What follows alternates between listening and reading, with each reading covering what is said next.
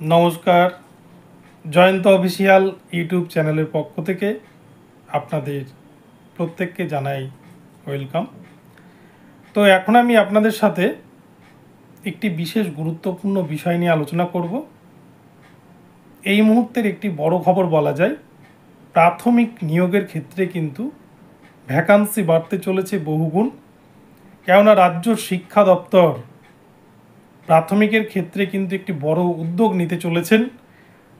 তো আপনাদের সাথে এই ভিডিওতে বিস্তারিত আলোচনা করব এবং তার সাথে সাথে আলোচনা করব যে 2022 স্টেট পাস যারা রয়েছেন তারা কিন্তু কেউই পড়ে থাকবেন না। আপনাদের জন্য ভালো সুখবর আসছে, নতুন নোটিফিকেশান আসছে। তো বিস্তারিত এই ভিডিওতে সম্পূর্ণটাই আপনাদের সাথে আলোচনা করব। তো আপনারা সম্পূর্ণ ভিডিওটি দেখতে থাকুন। ভিডিওটি আপনাদের জন্য ভীষণ হেল্পফুল হতে চলেছে। কিন্তু তার আগে বলি, যারা প্রথমবার চ্যানেলটিতে এসেছেন আপনারা চ্যানেলটিকে সাবস্ক্রাইব করে নেবেন।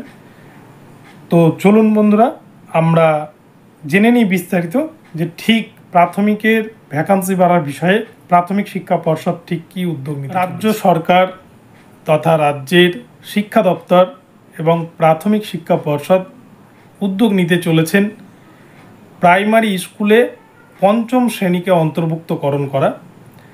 আপনারা হয়তো জানেন যে রাজ্যের যতগুলো প্রাথমিক স্কুল রয়েছে বেশ কিছু স্কুলে কিন্তু পঞ্চম শ্রেণীর পঠন পাঠন ইতিমধ্যে চলছে এবং সেই ধরনের পরিকাঠামো কিন্তু রয়েছে।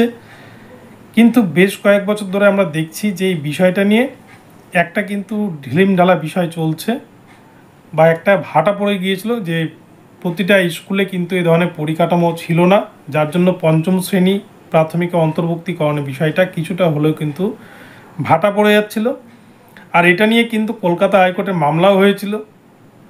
আমরা দেখেছি প্রাক্তন বিচারপতি অভিজিৎ গঙ্গোপাধ্যায়ের এজলাসে একটা মামলা ছিল এবং তিনি কিন্তু এই মামলাটিকে সরাসরি রাজ্য সরকারের উপর চাপিয়ে দিয়েছিলেন যে রাজ্য সরকার যা করবেন তাই এটা ওনার ব্যাপার বা এটা রাজ্যের ব্যাপার।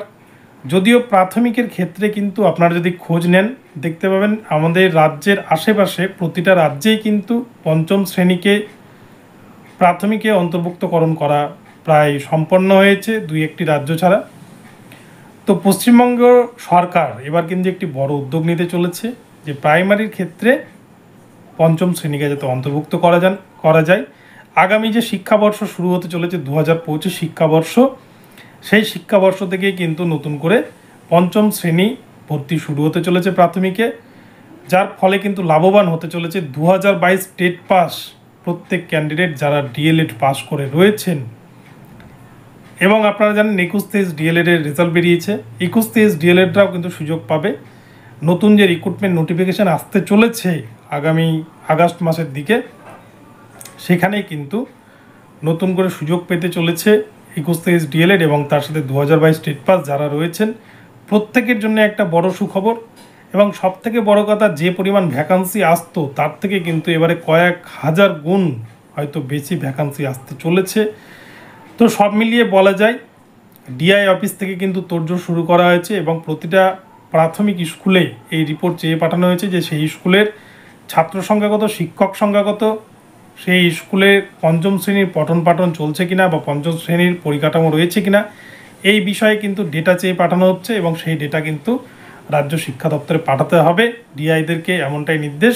ফলে আগামী জানুয়ারি মাস থেকে যে নতুন শিক্ষাবর্ষ চালু হতে চলেছে সেখানে কিন্তু পঞ্চম শ্রেণীকে অ্যাড করা হচ্ছে। তো 2022 স্টেট পাসদের জন্য এটা একটা বড় সুখবর। আমাদের রাজ্যের যারা ডিএলএড পাস এবং টেট পাস রয়েছেন প্রত্যেকে কিন্তু আগামীতে চাকরি পেতে চলেছেন। 2022 স্টেট পাসদের জন্য যে নতুন নোটিফিকেশান আসছে সেখানে কিন্তু প্রচুর পরিমাণ ভ্যাকান্সি নিয়ে নোটিফিকেশান বেরোতে চলেছে। তো যাই হোক, এই বিষয়টি আপনাদেরকে আমি জানালাম।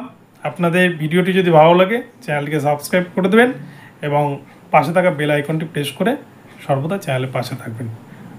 নমস্কার, দেখা হচ্ছে পরবর্তী ভিডিওতে। আবারও নতুন আপডেট নিয়ে আসবো আপনাদের জন্য।